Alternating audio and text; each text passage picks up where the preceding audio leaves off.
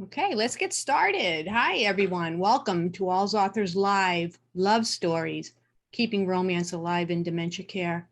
I'm Mary Ann Shuko. I'm a co-founder and manager at AlzAuthors, the global community of authors writing about Alzheimer's and dementia from personal experience to light the way for others. Thank you for sharing some of your precious time with us.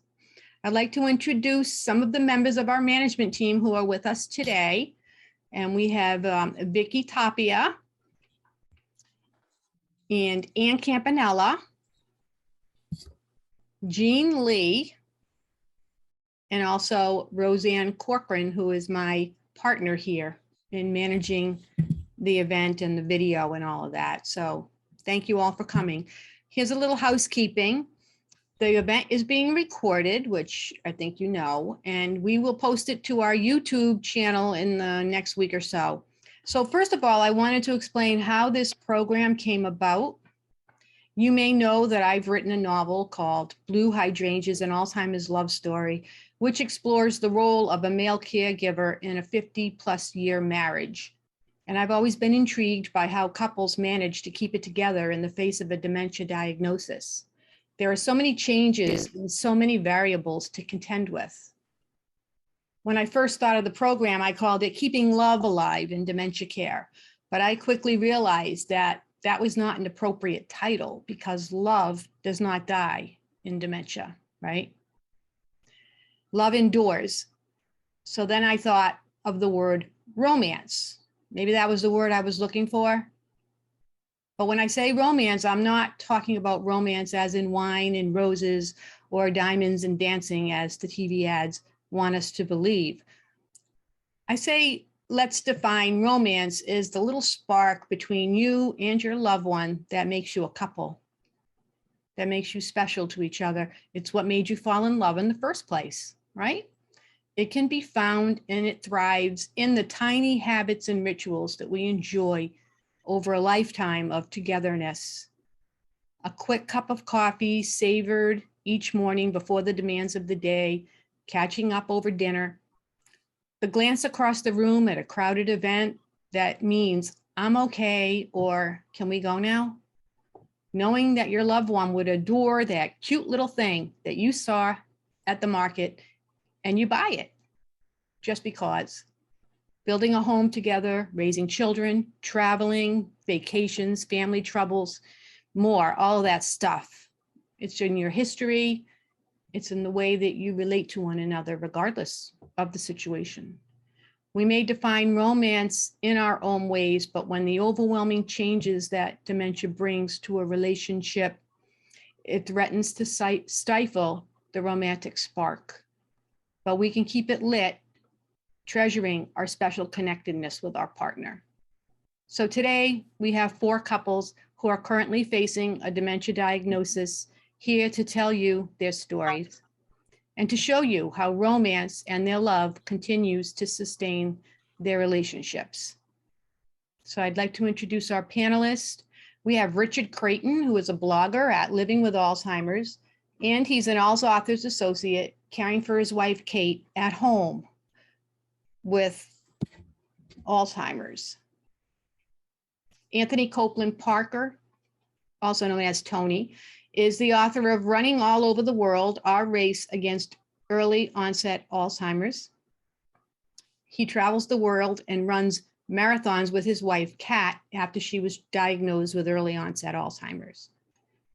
Gincy Heins, author of Before the Diagnosis, Stories of Life and Love Before Dementia, co-author of 365 Caregiving Tips, Practical Tips from Everyday Caregivers, and an assistant manager at AlzAuthors, who's caring for her husband, Steve, at home with mild cognitive impairment. And Sue Ryan, author of Our Journey of Love, 5 Steps to Navigate Your Caregiving Journey, who is caring for her husband, Jack, in memory care. Welcome, all of you. Thank you for coming and your willingness to share your stories on such a personal subject. We appreciate that. So I wanted to get started with, I hope, what is a simple question, and that is, what does romance mean to you? And we'll start with Richard. What does romance mean to you? I listened to your own remarks at the very beginning about what romance is, and it fits beautifully with what I feel. I think it's an emotional connection. It's something you share with someone that makes a bond, and it can be expressed in very different kind of situations and circumstances, just as you described. So it's little things to big things, and I think we often talk about romance as something really, really special, and it is, but romance occurs within the everyday lives. And that, I think, is relevant for us as we're caring for loved ones, particularly spouses, that we have so many routine, everyday kinds of experiences. It's wonderful to add that romance to that, and it makes the ordinary something special.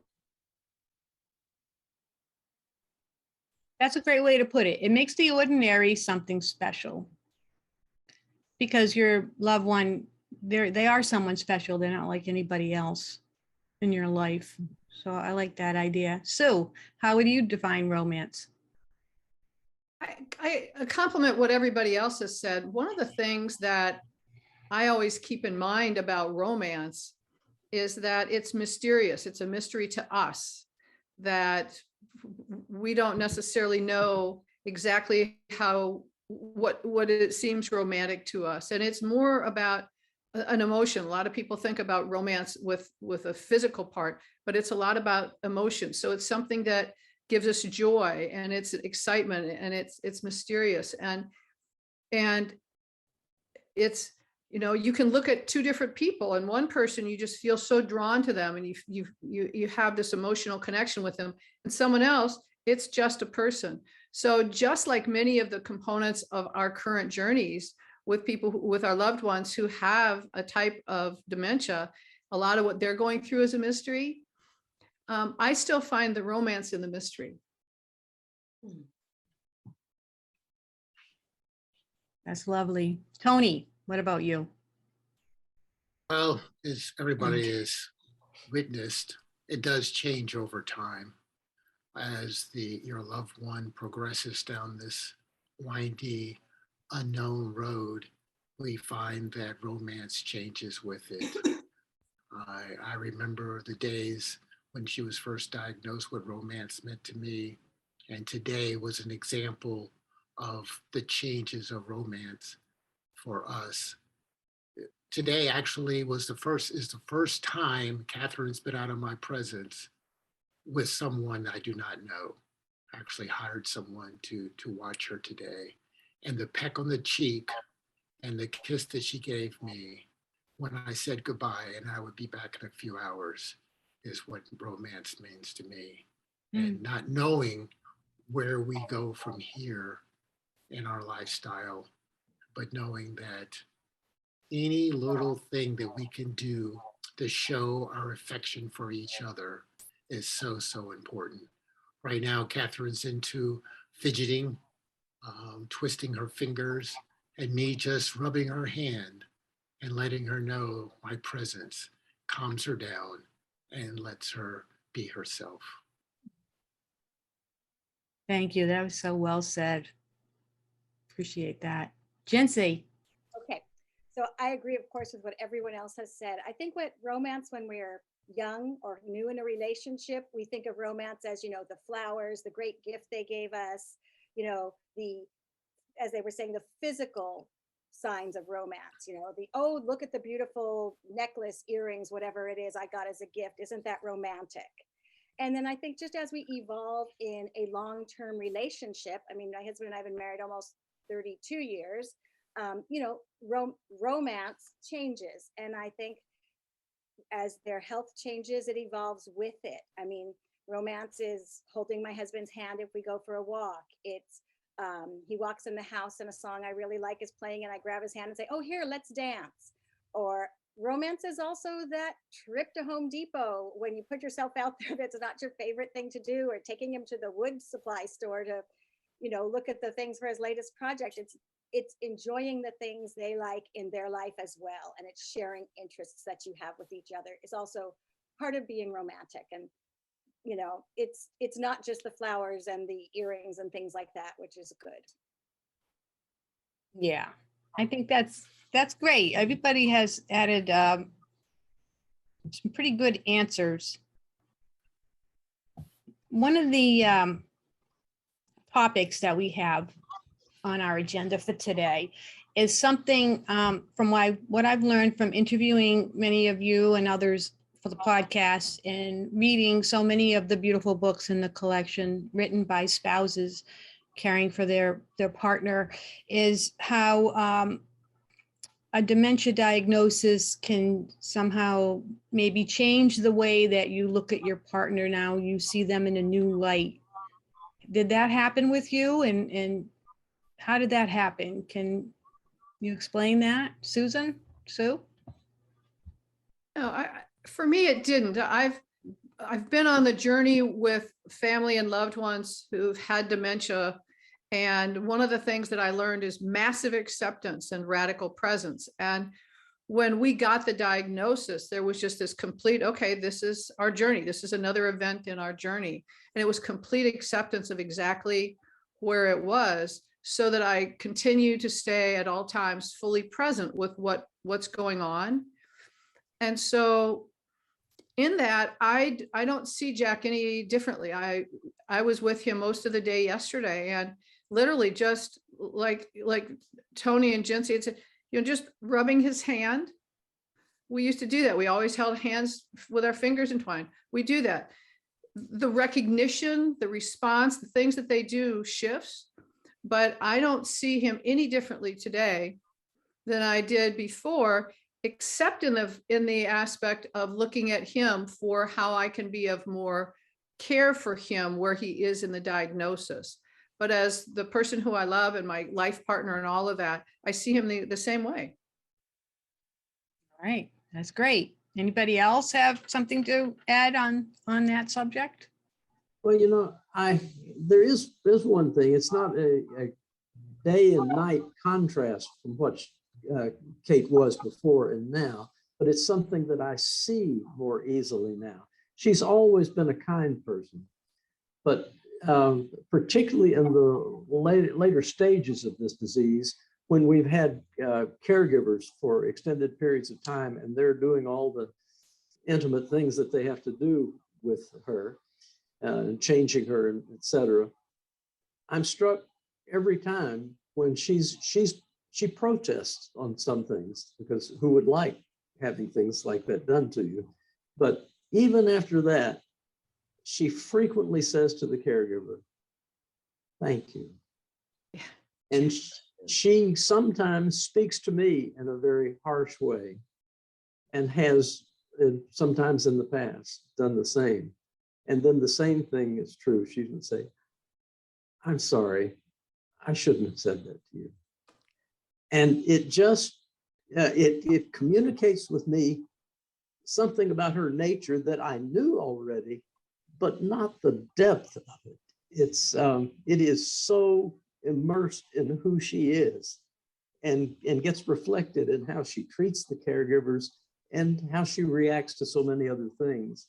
And the one other thing I would add is, I think I never thought of her as a strong person in particular, but I do now, because I think she has dealt with her Alzheimer's in the strongest possible way. And she's done it really beautifully, because she's had more trials than I've had in this process, for sure. True. I would Gincy? dovetail what Richard was saying, is that the person's personality is always there. Sometimes it takes you a while. It might be hours. It might be even a whole day before you actually get to see it, as you are going through the day-to-day task of taking care of them. And then they look at you square in the eye, and with their smile that you've always known, and say, "Thank you," or "I appreciate what you've done for me." And it makes it all worth it. And at the same time, what I struggle with is the acceptance of it all, because I always want to remember, how it used to be and what we were able to do. So I struggle with that part as she declines.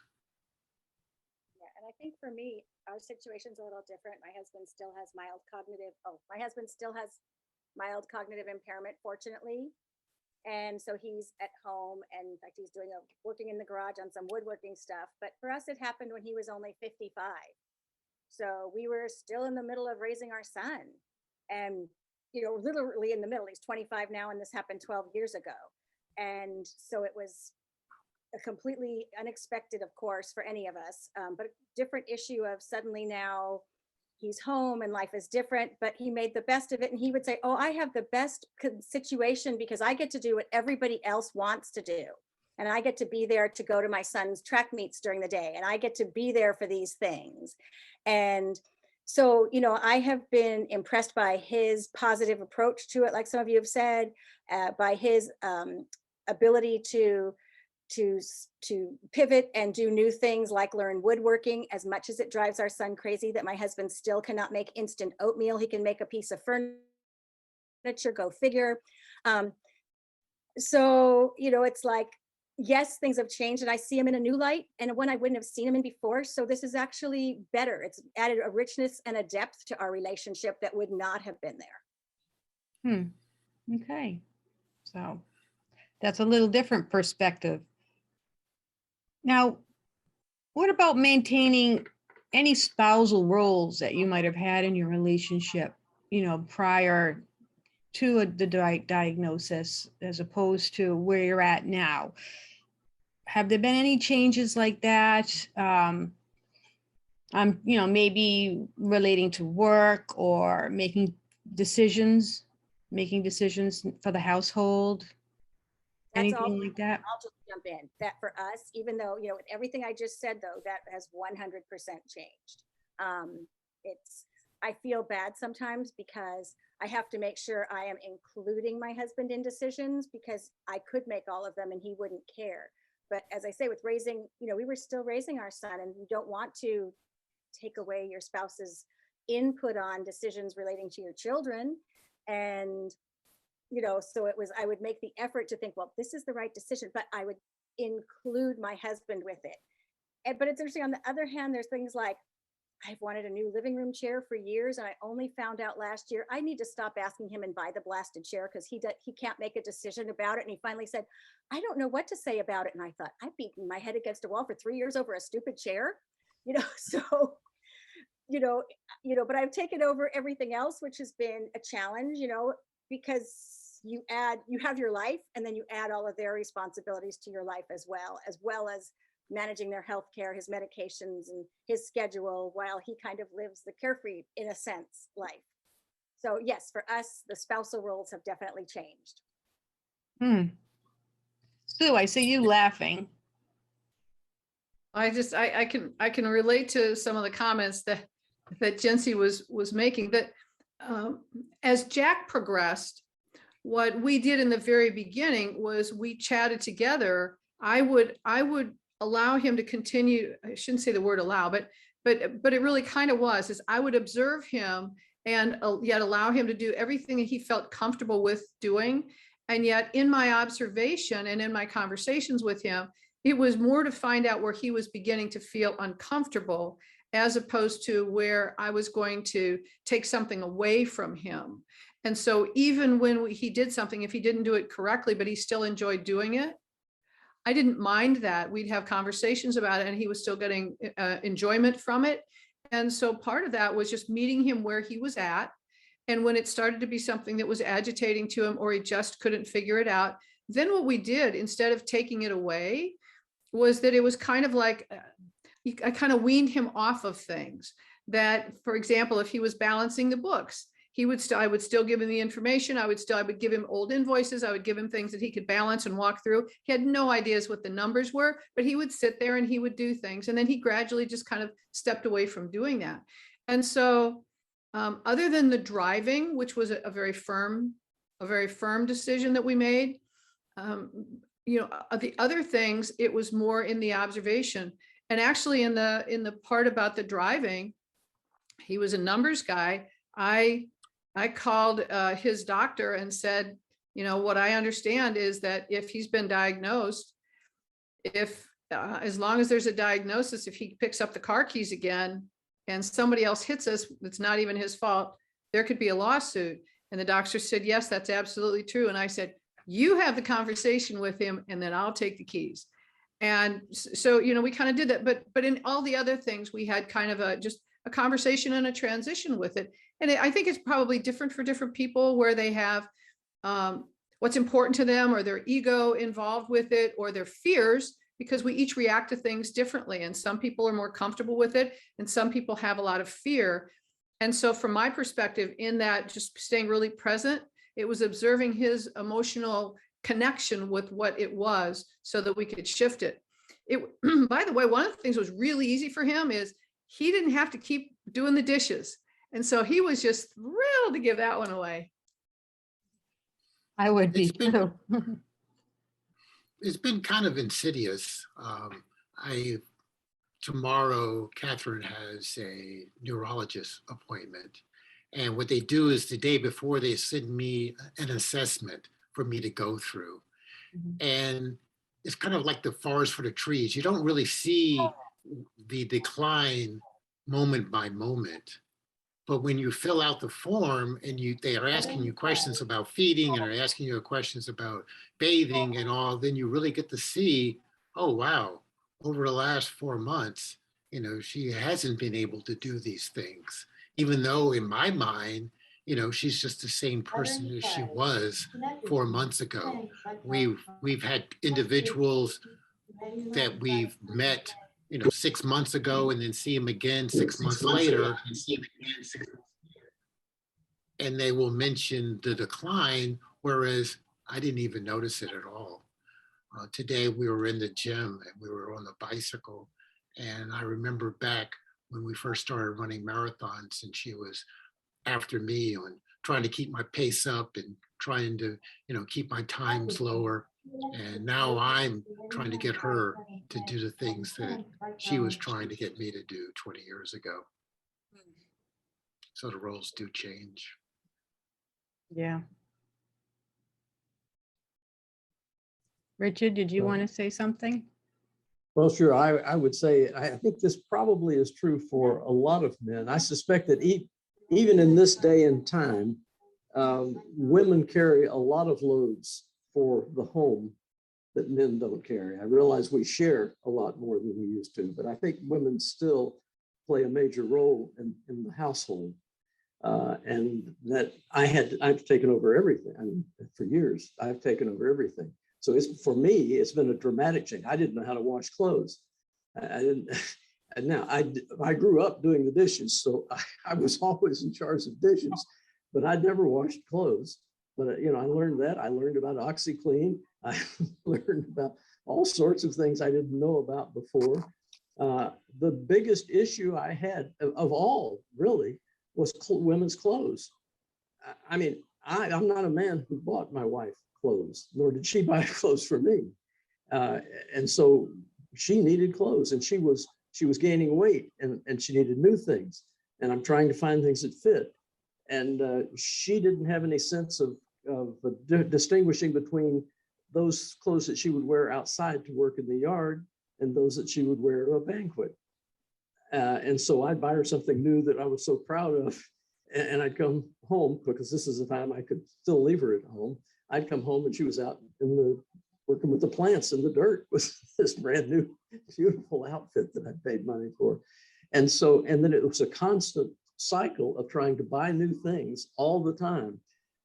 And one of the early things was she wouldn't put clothes up. So I still have a picture someplace of her room that is just piled high with clothes all over the floor, the bed, because I was going to let her tend to it herself. And then finally got to a point where she wasn't. And so I had it all cleaned up myself. So yes, that's been a big role. And I escaped the cooking because we like to eat out. And we started eating out. In fact, it was one of the most important decisions, and has some connection to romance. The most important decisions that I made was that we would eat out for every lunch and dinner. And we did that for over 8 years. That's over 6,000 meals we ate out during that time. And I did it because it was easier for me. I didn't want to cook. I didn't want to clean up afterwards. And I didn't want to just sit down with the two of us eating it. I wanted something special. I wanted something that allowed us to be together and be a couple enjoying it. So we went out. And I discovered, though, the benefit was not convenience. The real benefit for us was we were never socially isolated. Because in a city like Columbia, you can't go out someplace without the likelihood of seeing somebody you know.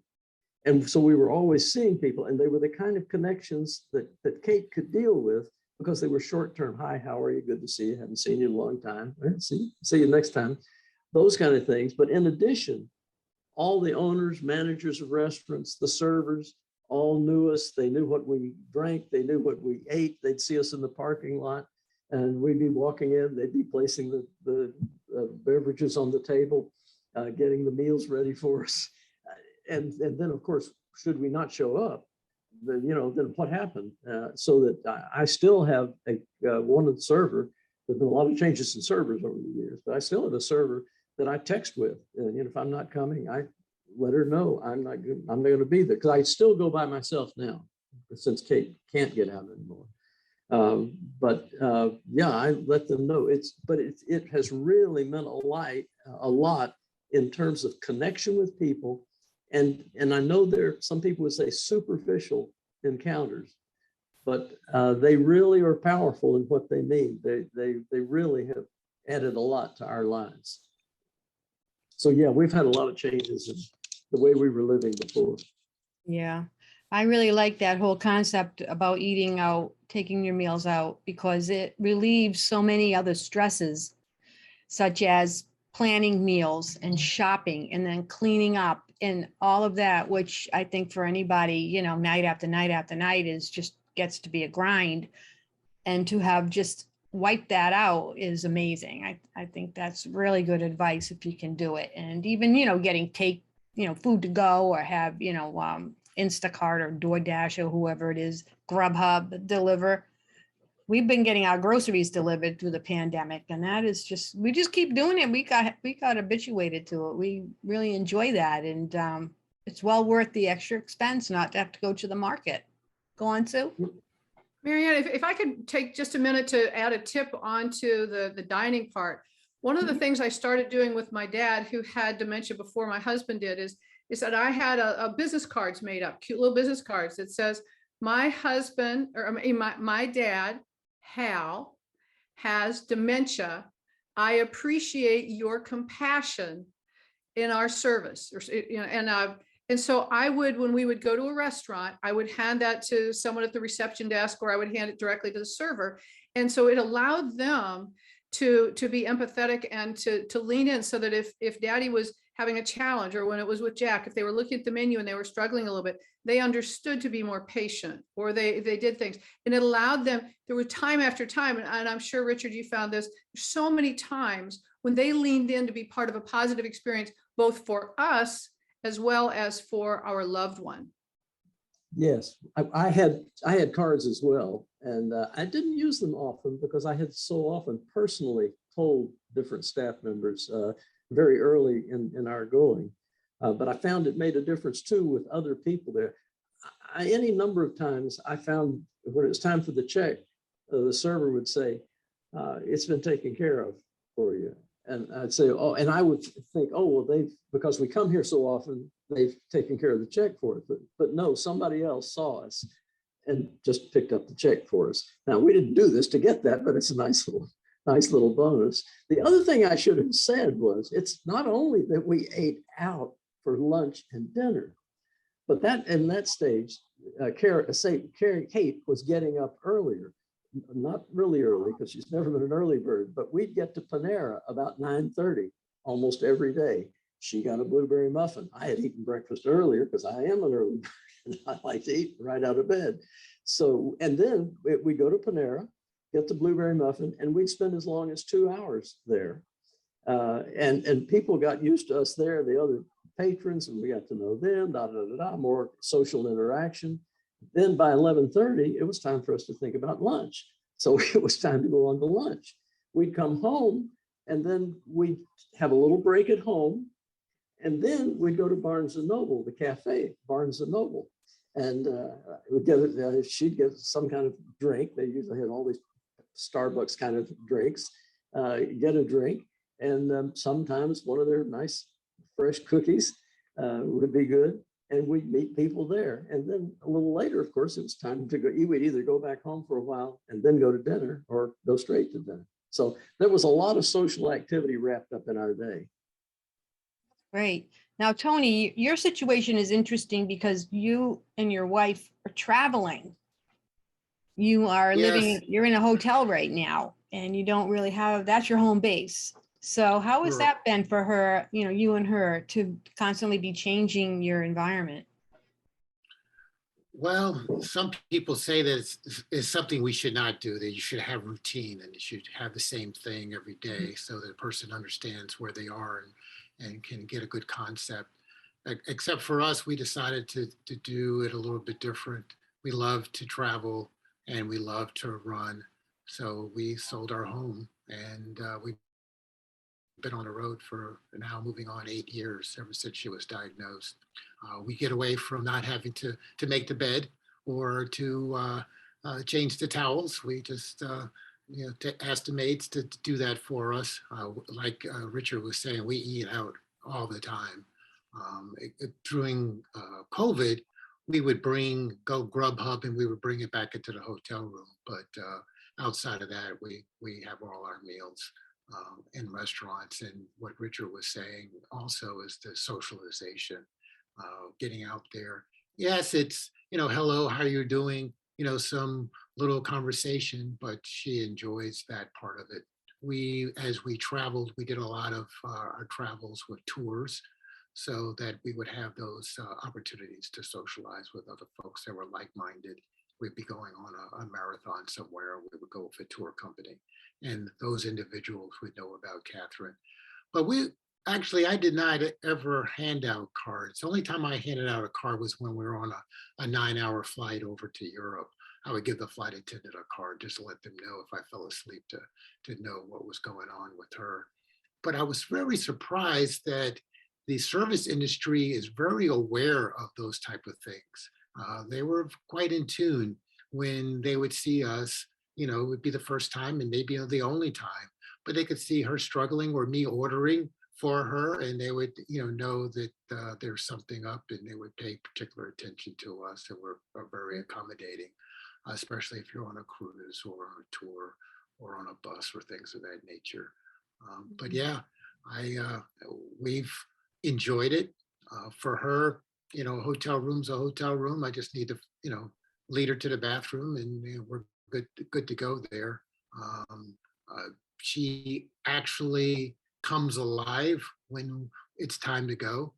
She'll say, "Oh, okay, where are we going?" And I'll say, we're getting ready to go to Mesa, Arizona tomorrow.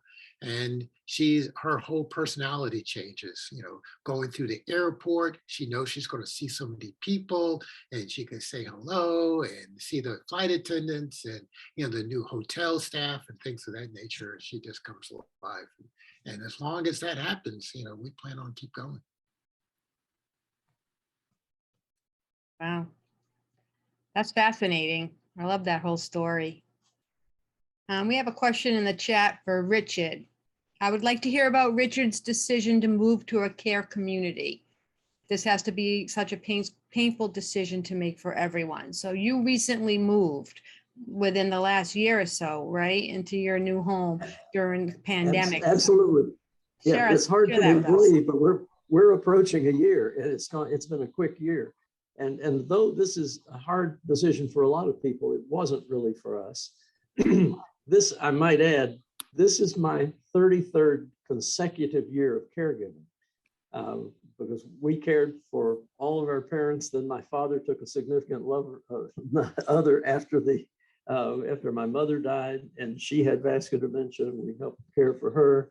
And then Sarah overlapped with my father's having had a stroke and caring for him. So I've been doing this a long time, and both my wife and I would say, if we had it all to do over again, we would do exactly the same thing. We have no regrets about anything we ever did at all, and it was fulfilling for us. However, we have never wanted our children to do the same for us. And we made a decision some time ago that we would do whatever we could to make the transition to our old age senior years easier for our children. And that included moving to a retirement community at some point. The question then was when. And so what we decided very early on, that when she was diagnosed, we would just take everything a step at a time, and we just see how things unfold. And we would not eliminate any options. My intention has always been to keep her at home till the end. But I have never said that that's written in stone, because I don't know what the conditions will be at that time. And so I have maintained all options open. So we've just a step at a time. And I had the place we're in right now, I have been familiar with. It's local. I have visited her many times, other people who have been here, and it's been growing and growing. They had a brand new building under construction. I thought, hey, it was going to be 2 years ahead. This might fit in our game plan for us. And so I made arrangements, and 2 years in advance, I made the down payment. And then we just played it out till then. The best news is it's been just an incredibly good decision. This is a wonderful place. I cannot say enough about it. It's like living at a resort in many respects. I mean, the staff just takes care of everything. For example, we go down for ice cream. We still have our own little thing, like going to Panera or whatever. But every afternoon at 3:30, that's ice cream time. Kate is in a wheelchair now and bedridden. You have to use a lift to get her up, but we have her up around noon or 1 o'clock. We'll do on at 3:30. We go down to the little cafe where we get ice cream. Everybody around here's got it figured out. The Creightons are going to be here at 3:30. Sunday morning, this past Sunday morning, 8:30, the phone rings. I get a call, and the young lady says, "This is Veda." And I said, "Yes, I know that Veda works at the cafe where we get our ice cream." She says, "I thought you would want to know that we don't have ice cream today. The freezer is out of whack. And so we didn't want you to come down and find out that we don't have ice cream." And I thought, wow, that's incredible. And it's just one of many examples I get of the way we're treated around here.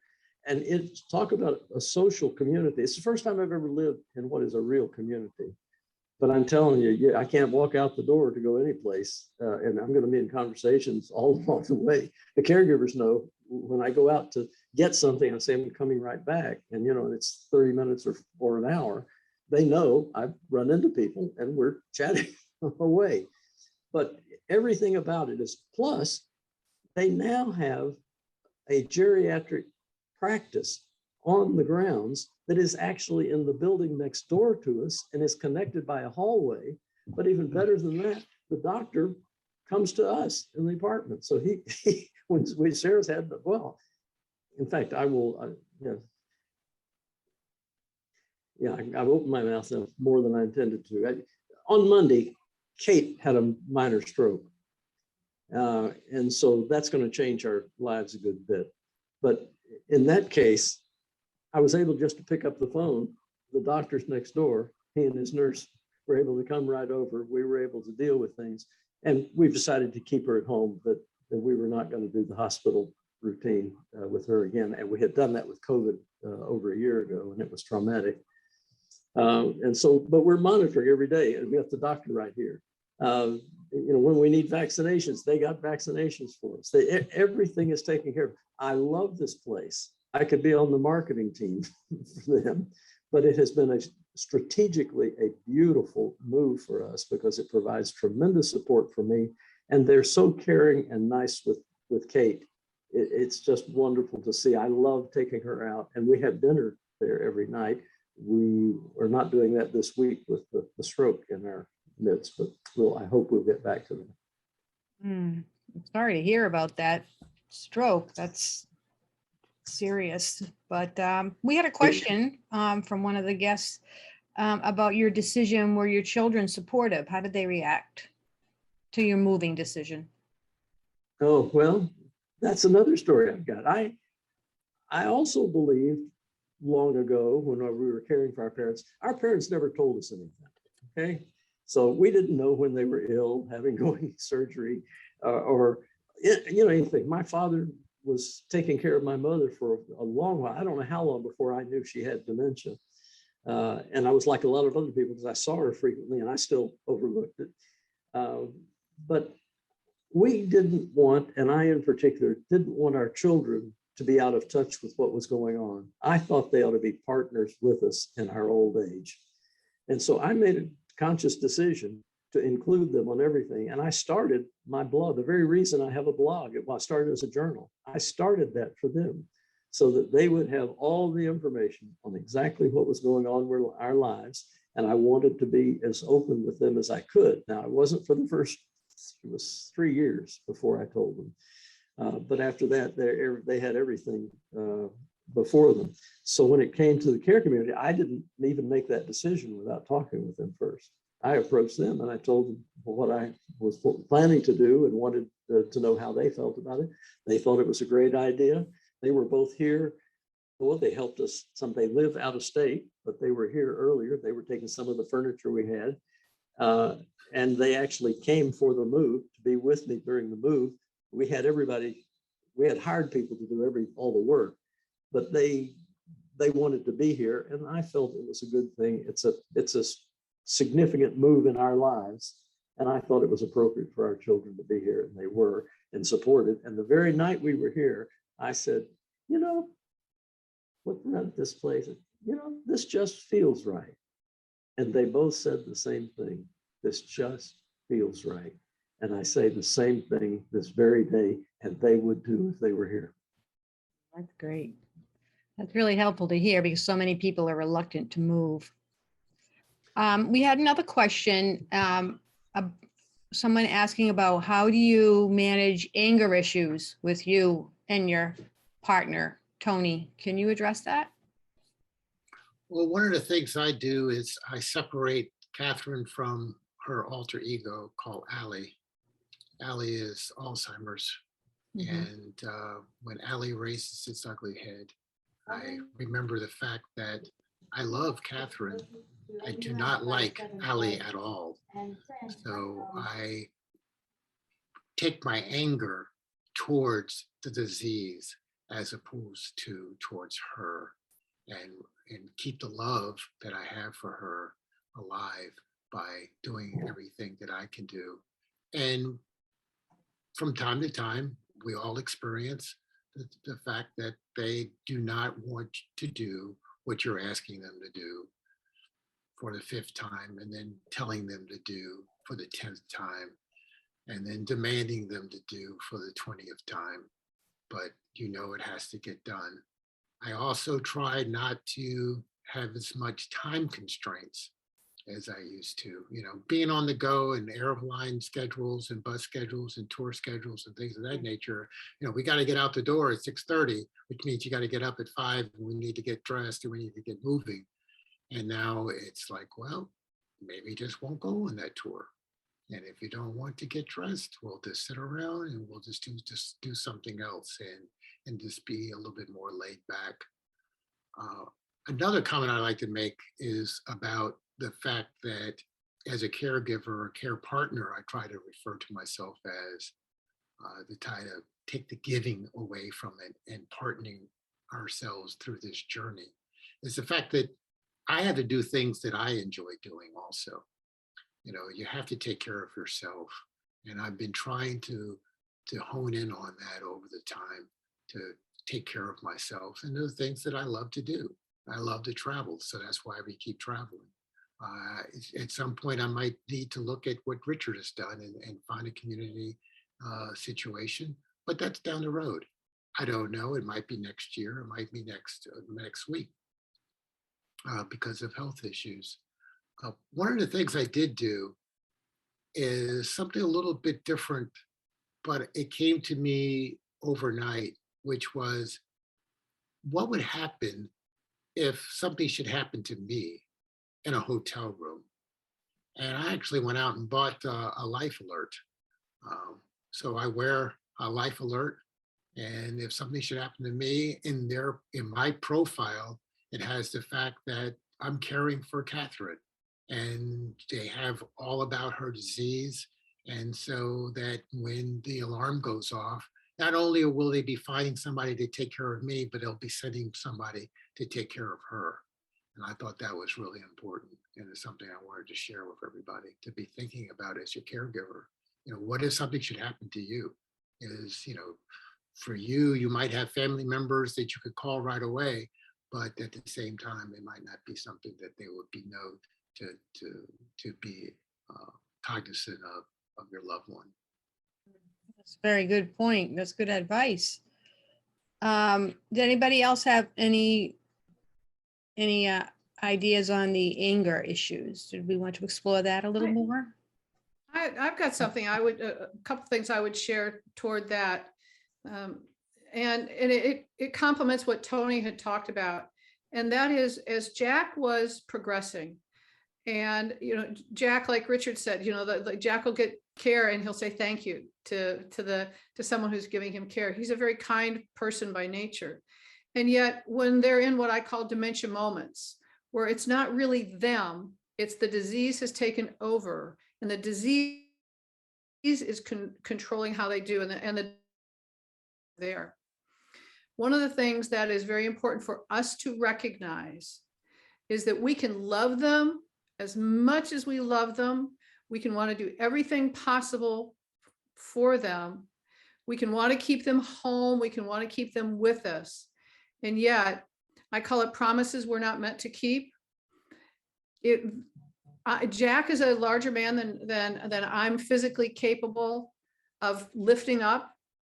And when he's in a dementia moment, if his dementia has him do, which it did several times, something that in his right mind he would never do, he could accidentally harm me as well as himself.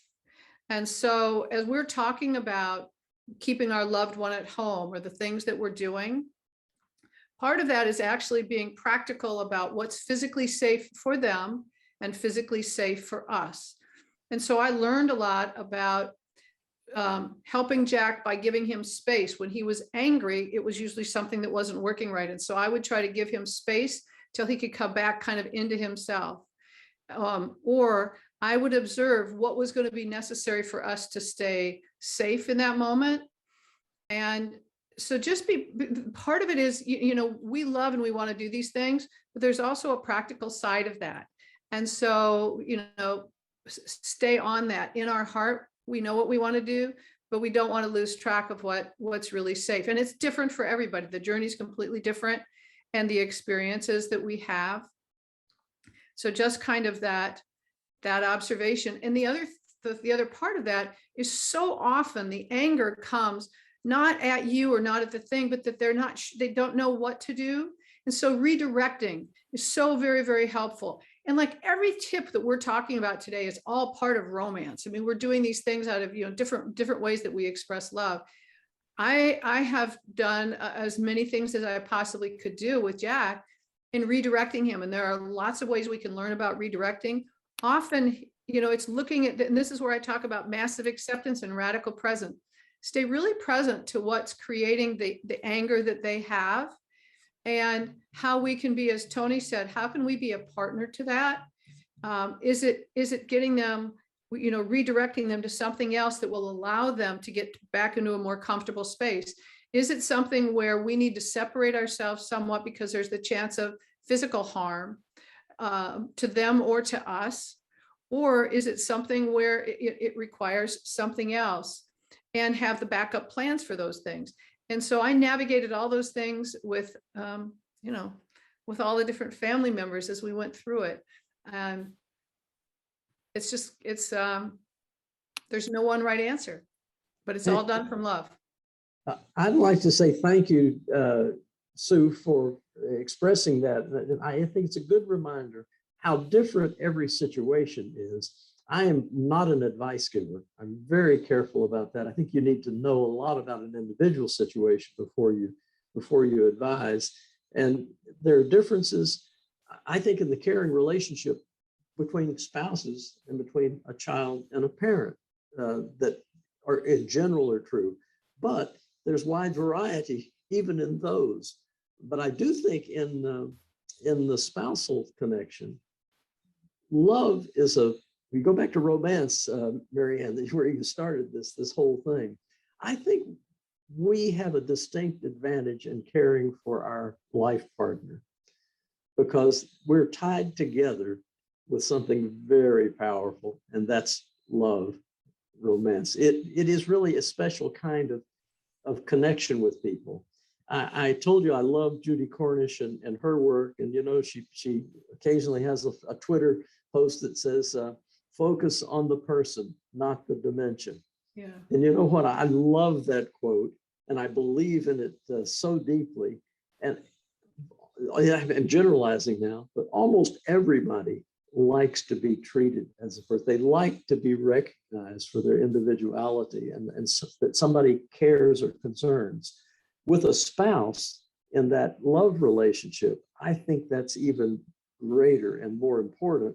And I think it's something that we as caregivers can take advantage of. And I do that with Kate all the time in many, many different ways to keep that going, that romance alive, starting when she gets up in the morning and talking about her beautiful smile that greets me in the morning and how much I love that smile and how much she means to me. I tell her before we're going to bed every night, I say, thank you for giving me such a nice day. And then I say, of course, every day with you is a nice day. And then I say, I love you. I always have. I always will. And that's part of a ritual that we get involved in, but it has real meaning to it. And I think, thinking about anger, every time I receive anger from Kate, I turn on my gentlest nature possible. At that point, I am the most loving I can be. My tone of voice is different. I talk more slowly. I make sure she understands I love her. And that by itself has a way of tempering anger. And what I like about it is that it's honest. It's true.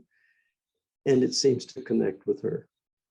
Not every couple can do that. Kate and I are both conflict avoiders. We've never fought during our entire marriage. We've been married over 58 years.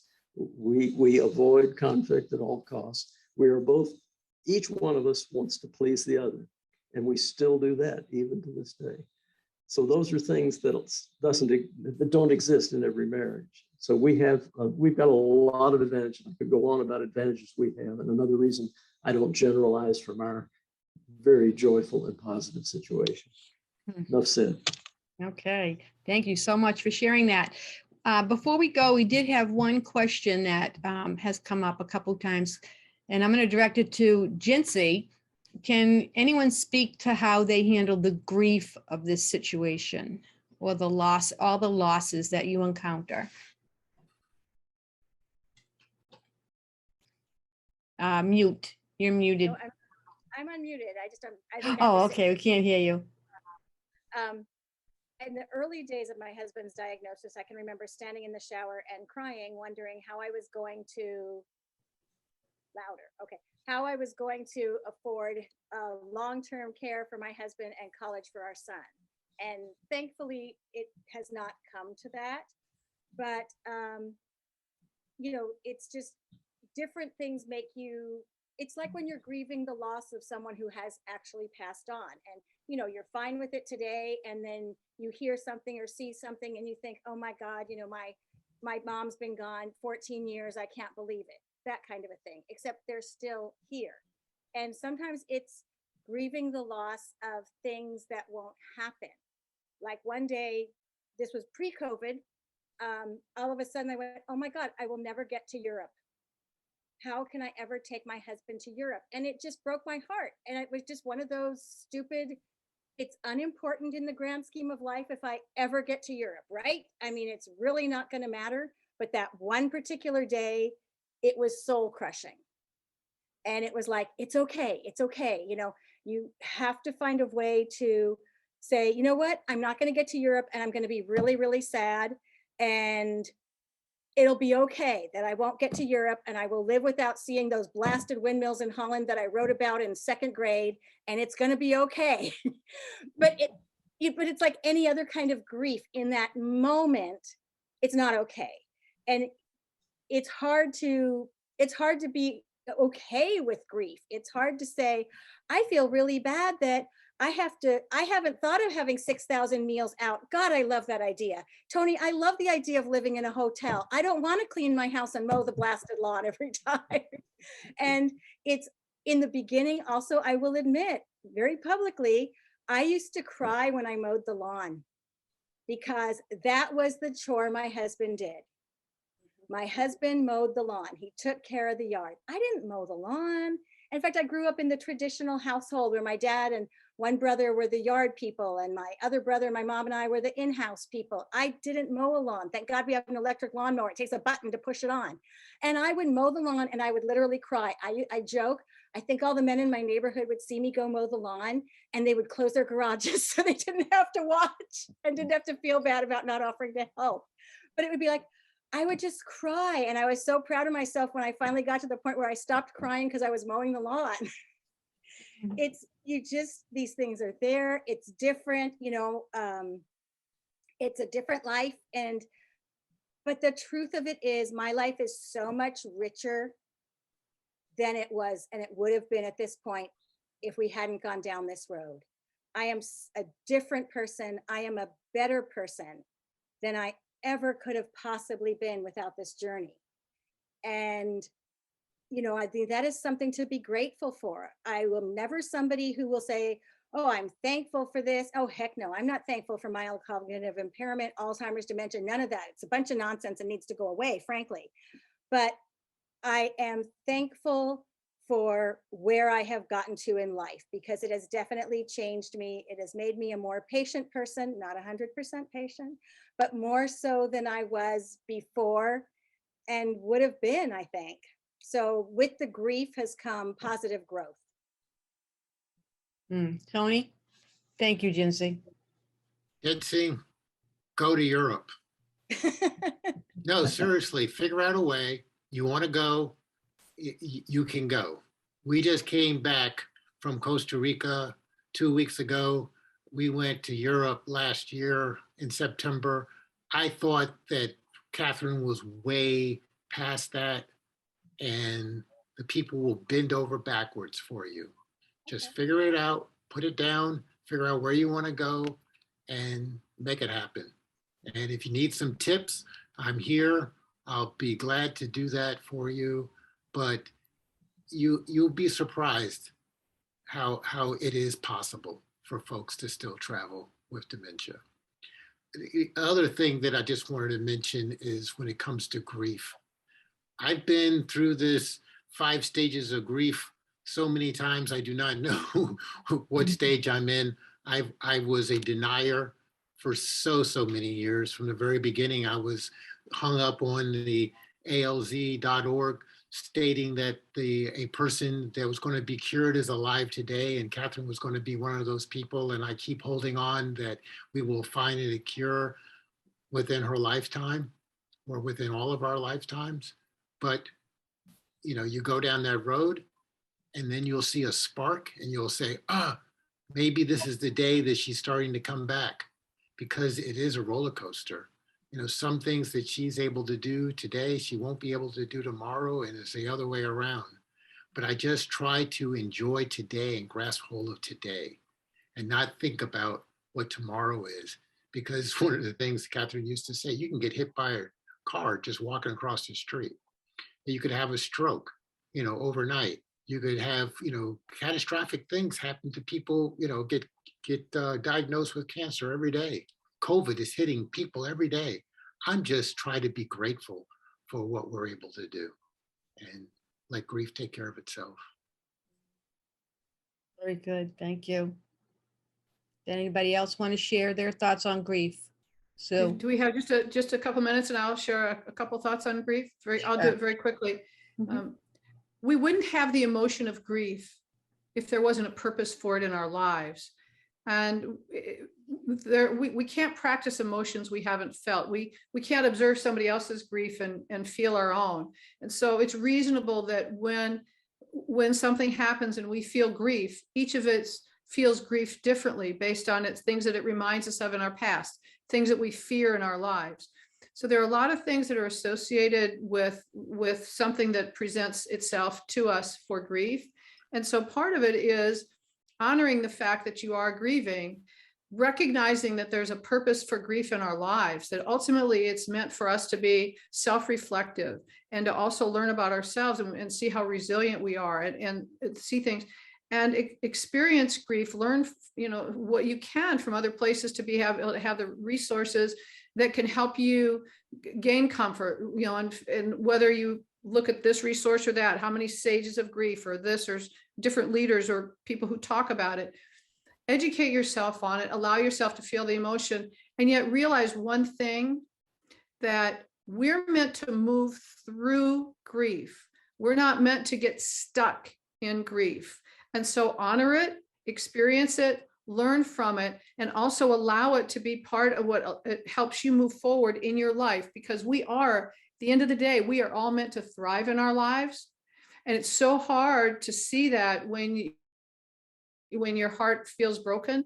And yet ultimately, as long as we keep moving and learning and processing what we're doing, then we can at some point in time get back to that. Excellent, excellent advice.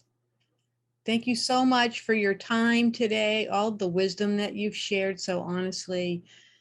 I'm saving the chat if anybody is interested in any of the notes, and we've got links to websites and things. Let me know so I can send that to you. This has been recorded. It'll be available both as video on YouTube, and it's going to be on the podcast as audio in a few weeks. So you can listen to it again or share it with your friends and family and other people on a journey. That's what we're all about, is sharing our stories. So thank you for everyone for coming, and for our panelists as well. And we look forward to seeing you again. The next virtual meeting is going to be in June, and we will have a panel to discuss caring for your father with dementia. Thank you. Have a great afternoon. Thank you, Marianne. Thank you, Marianne. Thank you, AlzAuthors. We appreciate you very much.